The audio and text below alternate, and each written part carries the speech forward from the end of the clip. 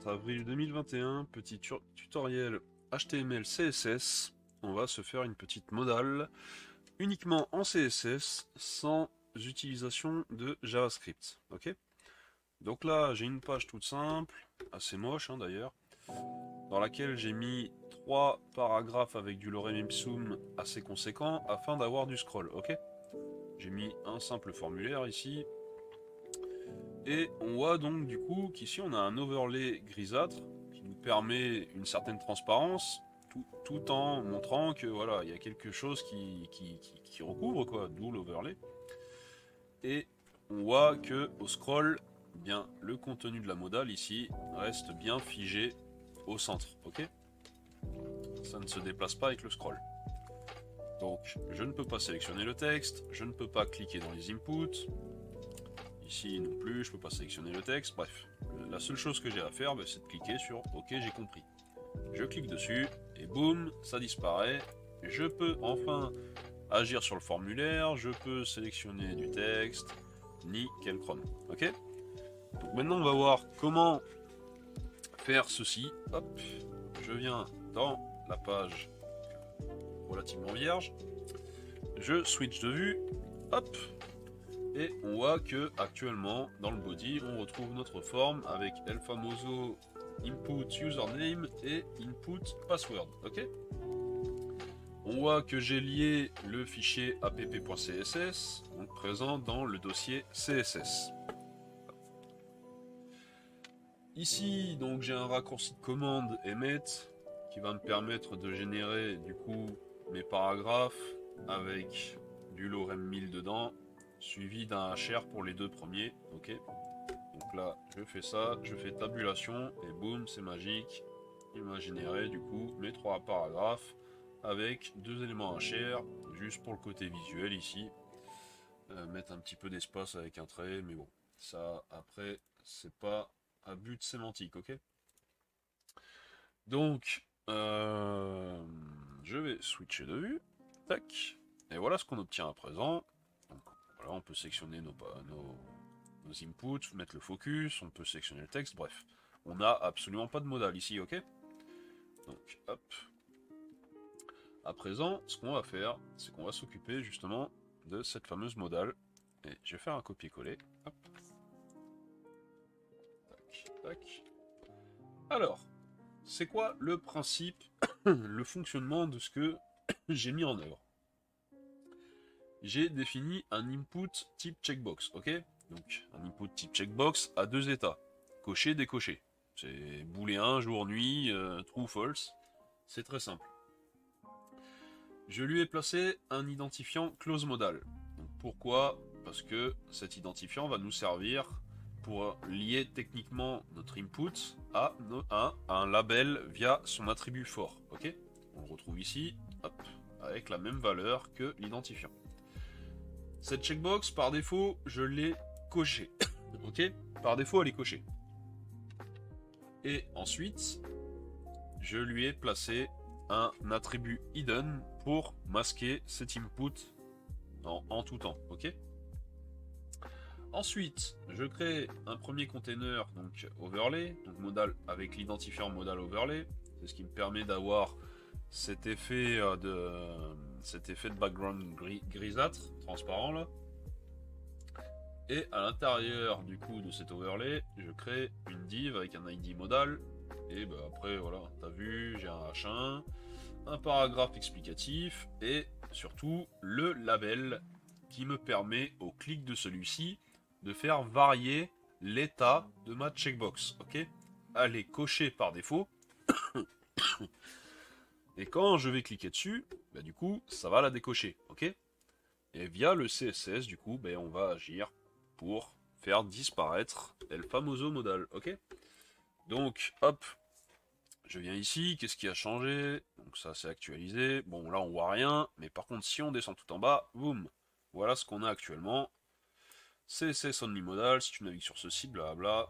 Bref, on voit que ça ressemble absolument pas à la modale que je t'ai présentée tout à l'heure, c'est-à-dire cette modale là, ok. Et bien maintenant, on va tout faire en CSS pour arriver à ce résultat là, ok.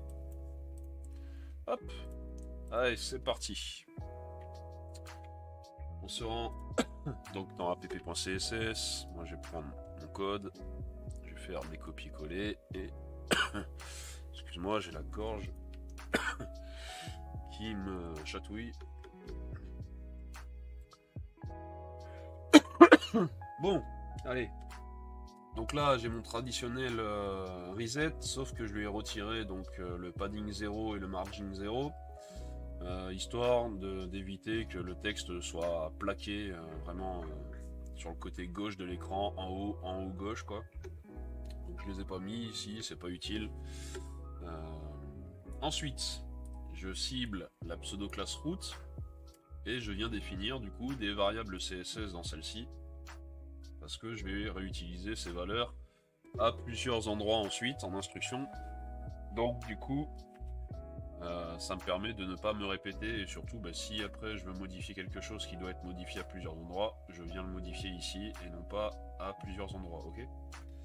Ensuite, sur body, je lui dis que je ne veux pas de barre de scroll, à aucun moment je ne veux de barre de scroll sur l'axe horizontal. Donc du coup, overflow X hidden, ok?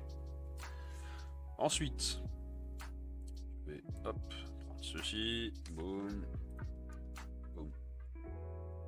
Donc là, je viens cibler mes deux divs, donc modal overlay et modal. Je leur dis qu'elles ont un display flex, que les éléments contenus dedans, voilà, c'est surtout pour modal, les éléments contenus dedans doivent être en colonne, et le contenu doit être centré, ok? Donc ça me permet de centrer la modal et ça me permet de centrer le contenu dans cette modale, ok? Donc là, centrer la modale, centrer le contenu dans la modale, ok? Hop. Je viens ici, tac, cibler donc le wrapper là, le modal overlay. Je lui dis que sa height et sa width sont à 0, c'est-à-dire qu'en gros, ils sont théoriquement invisibles, hein, vu que c'est en taille c'est présent, mais bon, ça n'a pas une taille suffisante pour faire quoi que ce soit, ok?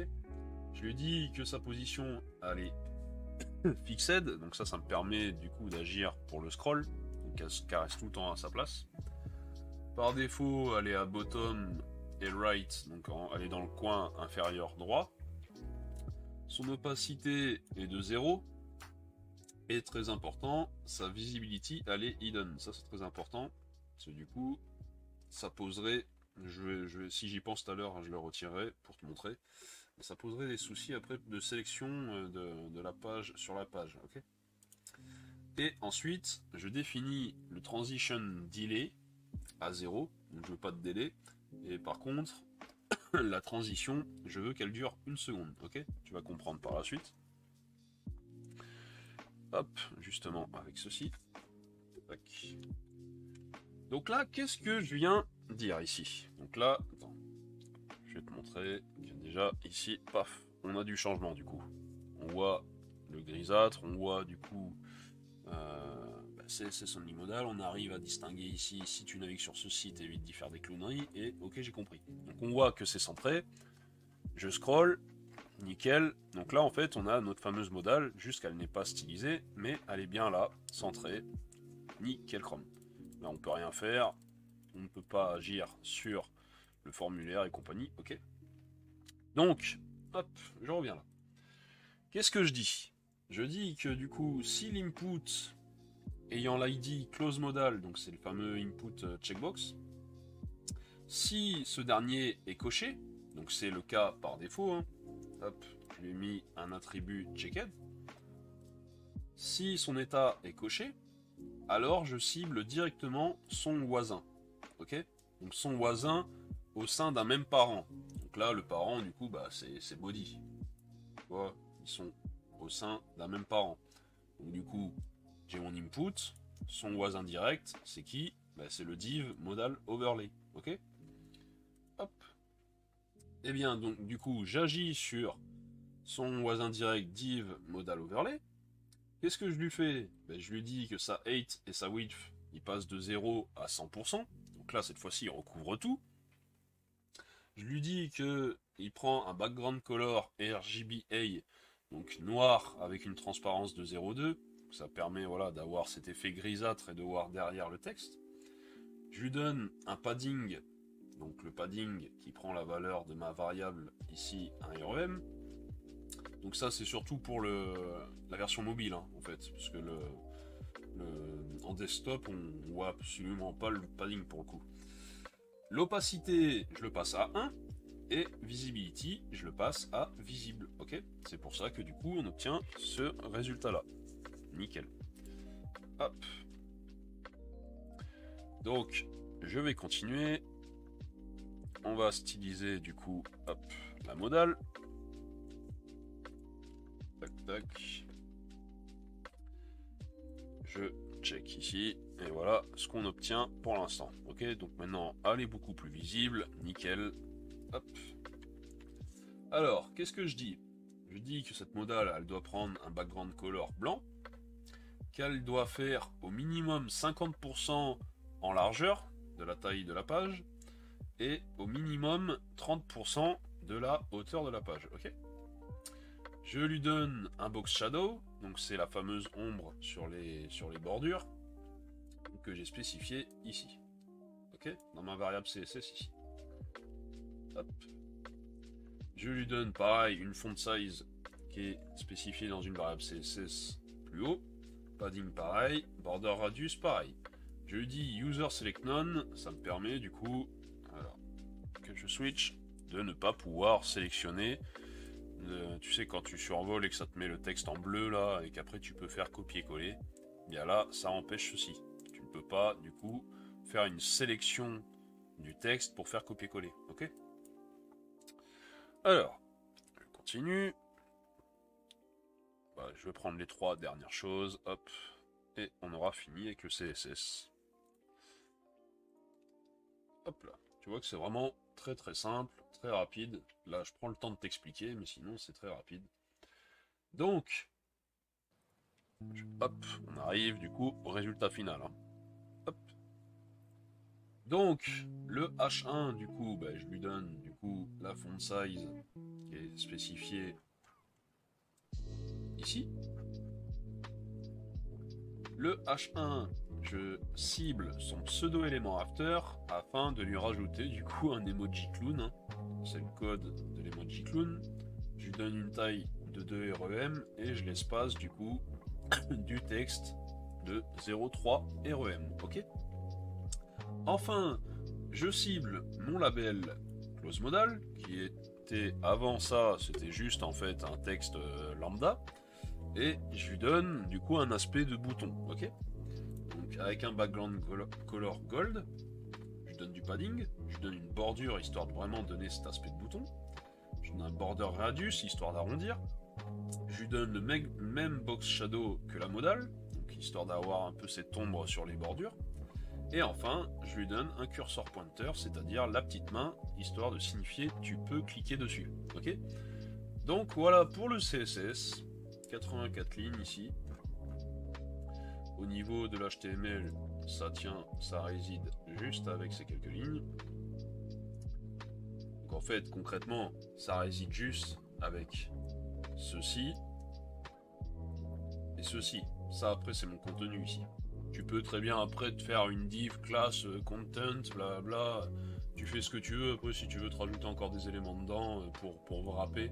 Si jamais après tu veux styliser l'intérieur de la modale comme tu veux, il n'y a aucun problème. Mais du coup, ce qui compte, c'est vraiment du coup c'est ce label avec ce for qui correspond à l'ID de la checkbox. Le fait que la checkbox ici, du coup, soit hidden, checked. Et du coup, bah, bien sûr, les 2 premiers containers importants. Mais après, bien sûr, tu peux en rajouter encore dedans. Voilà, tu fais ce que tu veux après. Donc au niveau du CSS, bah, je reviens. Tac. Ok.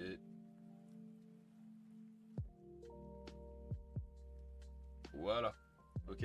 Donc là, je switch de vue. Et du coup, comme je t'ai dit, le label étant lié techniquement à l'input qui est actuellement checked mais invisible, il est hidden. À partir du moment que je vais cliquer dessus, du coup, ça va me rendre l'input. Bah tiens, on va avoir un peu de JS en console directement, pas dans le code. Je vais faire un document.body, .query selector, input. J'en ai pas qu'un. Donc je vais faire input type égale checkbox. Hop, hop, hop, hop, point checked. Ok? Je fais ça, entrée, on voit qu'il est à trou, ok? Je clique sur OK, j'ai compris. Donc là, tu vois, actuellement, tu peux pas cliquer là, tu peux pas sélectionner, tu peux rien faire. Je clique sur OK, j'ai compris. Je relance ceci, et tu vois que l'état de la checkbox est à false. Tu ne vois pas la checkbox là dans la page parce qu'elle est tout le temps hidden, mais tu vois qu'on a passé son état à false. Et du coup, dans le CSS, hop, dans le CSS, vu que ici, on avait spécifié que ça, le modal overlay, il a ces propriétés-là, ces valeurs-là, uniquement si du coup, l'input, donc la checkbox, est checké, avec du coup, le checked ici, ok?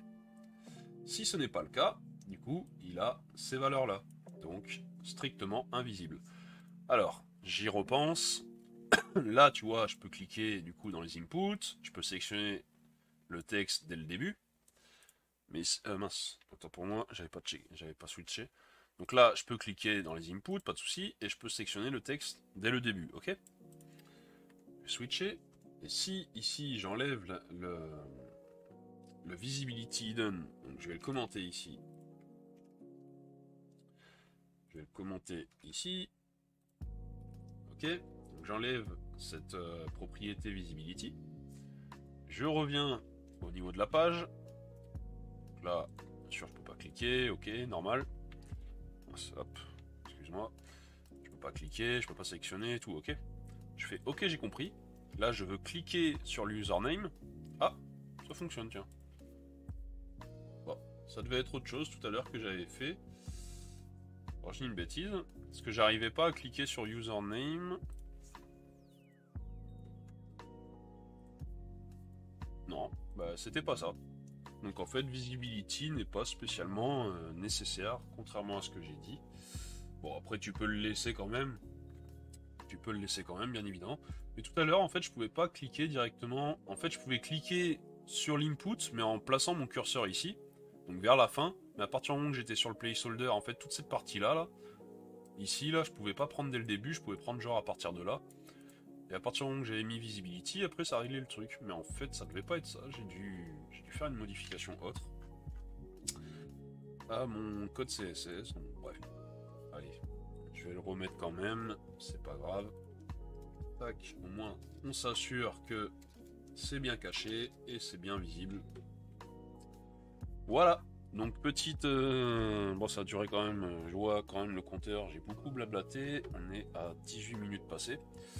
Mais voilà comment faire une petite modale sympa en CSS uniquement, sans utilisation de JavaScript. Sur ce, je te dis bah, du coup cette fois-ci à la prochaine, donc probablement samedi prochain, si j'ai pas d'indisponibilité. Et on repartira sur du Symfony. Allez, tchuss!